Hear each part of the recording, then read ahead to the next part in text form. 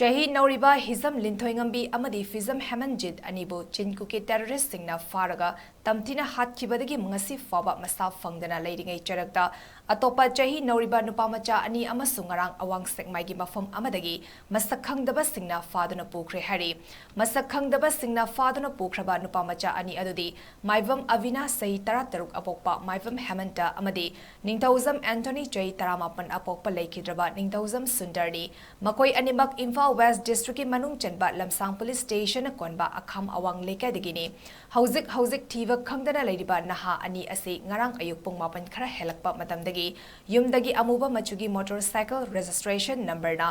MN01AN3387 ꯑꯃꯗ ꯄꯨꯟꯅ ꯆꯠꯃꯤꯟꯅꯈꯤ ꯍꯥꯏꯅ ꯏꯃꯨꯡ ꯃꯅꯨꯡꯅ ꯐꯣꯡꯗꯣꯔꯛꯂꯤ ꯊꯧꯗꯣꯛ ꯑꯁꯤꯒꯤ ꯃꯇꯥꯡꯗ ꯂꯝꯁꯥꯡ ꯄꯨꯂꯤꯁ ꯁ꯭ꯇꯦꯁꯟꯗ ꯃꯤꯁꯤꯡ ꯔꯤꯄꯣꯔꯠ ꯑꯃ ꯐꯥꯏꯜ ꯇꯧꯈꯤꯕꯒ ꯂꯣꯏꯅꯅ ꯊꯤꯕ ꯈꯪꯗꯅ ꯂꯩꯔꯤꯕ ꯃꯈꯣꯏ ꯑꯅꯤꯒꯤ ꯃꯣꯕꯥꯏꯜ ꯅꯝꯕꯔꯁꯤꯡ ꯁꯥꯏꯕꯔ ꯀ꯭ꯔꯥꯏꯝꯗ ꯆꯦꯛ ꯇꯧꯕꯗ ꯁꯦꯅꯥꯄꯇꯤꯗ ꯂꯩꯕꯒꯤ ꯈꯨꯗꯝ ꯐꯪꯈꯤ ꯁꯦꯅꯥꯄꯇꯤ ꯗꯤꯁꯇ꯭ꯔꯤꯛ ꯋꯥꯇꯔ ꯁꯄ꯭ꯂꯥꯏ ꯃꯅꯥꯛꯇ ꯃꯣꯕꯥꯏꯜ ꯐꯣꯟ ꯑꯅꯤꯃꯛ ꯈꯔ ꯊꯥꯞꯅꯅ ꯄꯣꯂꯤꯊꯤꯟꯅ ꯌꯣꯝꯂꯒ ꯇꯥꯔꯝꯕ ꯁꯦꯅꯥꯄꯇꯤ ꯗꯤꯁꯇ꯭ꯔꯤꯛ ꯄꯨꯂꯤꯁꯅ ꯐꯪꯂꯦ ꯍꯥꯏꯔꯤ ꯊꯧꯗꯣꯛ ꯑꯁꯤꯒ ꯃꯔꯤ ꯂꯩꯅꯅ ꯑꯈꯥꯝ ꯃꯩꯔꯥ ꯄꯥꯏꯕꯤ ꯂꯨꯞꯀꯤ ꯇꯣꯡꯕ꯭ꯔꯝ ꯃꯅꯤ ꯇꯣꯝꯕꯤꯅ ꯐꯣꯡꯗꯣꯔꯛꯄꯗ ꯊꯤꯕ ꯈꯪꯗꯅ ꯂꯩꯔꯤꯕ ꯅꯨꯄꯥꯃꯆꯥ ꯑꯅꯤ ꯑꯁꯤꯕꯨ ꯑꯊꯨꯕ ꯃꯇꯝꯗ ꯃꯅꯤꯄꯨꯔ ꯂꯩꯉꯥꯛ ꯑꯃꯗꯤ ꯁꯤꯚꯤꯜ ꯁꯣꯁꯥꯏꯇꯤꯒꯤ ꯃꯤꯄꯨꯝ ꯈꯨꯗꯤꯡꯃꯛꯅ ꯊꯤꯕ ꯐꯪꯅꯕ ꯍꯣꯠꯅꯕꯗ ꯑꯉꯝꯕ ꯃꯇꯦꯡ ꯄꯥꯡꯕꯤꯌꯨ ꯍꯥꯏꯔꯛꯂꯤ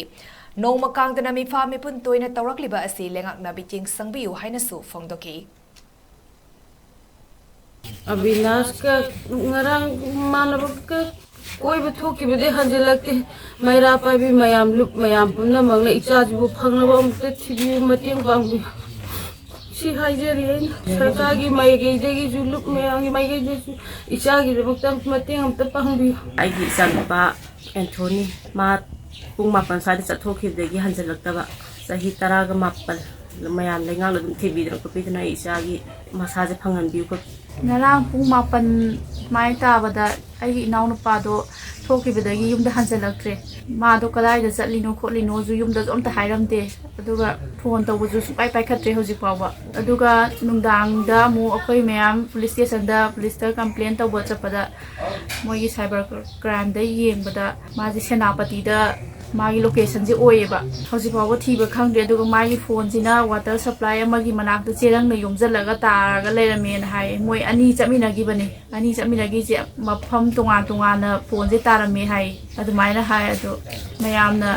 लैरिबा संस्थान पुंगना मगना आइगी इनाव नुपाजी मांगी बजे अमुता थिमिनसी मयामना मते अमता पांगबियो ngasi akhoi khungangsida pung 8 tabada mayumdagi ima thaba amata chaluge haina chakhiba isani isugumane akhoi gi ani do mafang khangdana halaktre hujik makhoi gi phol tawbada chu phangdadana phone di jing chali aduga phone di paraktre aduga mayam changdana police ta akhoi gi local MLA da chatana khotana tawba kanda angangsi akhoi gi mayamna launabada angangsi kukina pharanggadra haibagi singnaba lai aduna mafang khangdana mangkhiba angangsi manipur da laiba civil society mayamna chu matiang pangbiu